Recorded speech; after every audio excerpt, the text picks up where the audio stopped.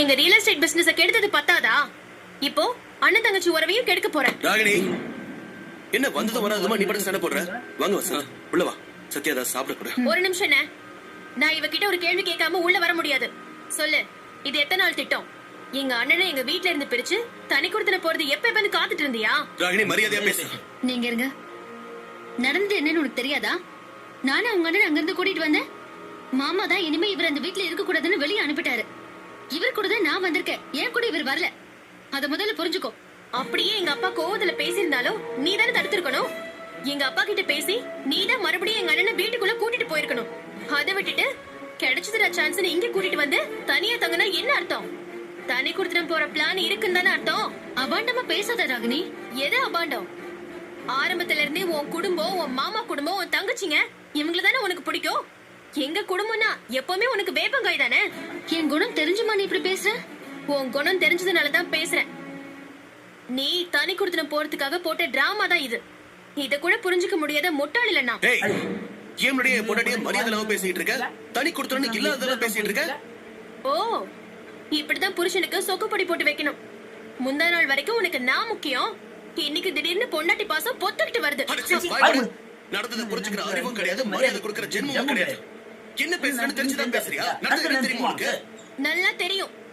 உன்னை அங்கிருந்து பிரிச்சுட்டு வரணும்னு உன் ஆசை பொண்டாட்டிக்கு ரொம்ப நாள் பிளான். நீயும் சம்பாதிக்கிற, இவளும் சம்பாதிக்கிறா.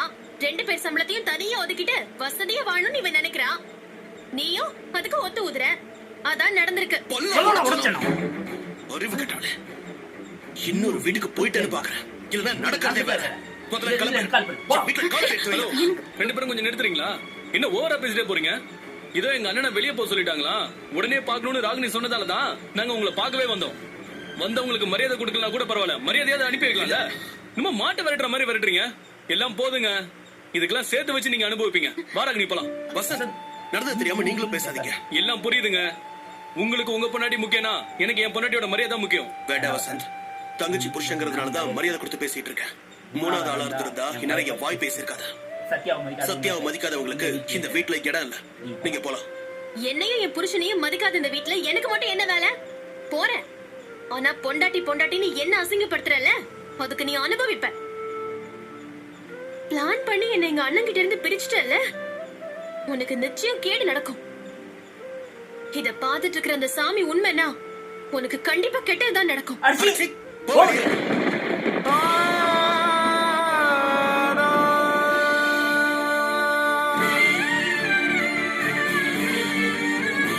என்னங்க இது?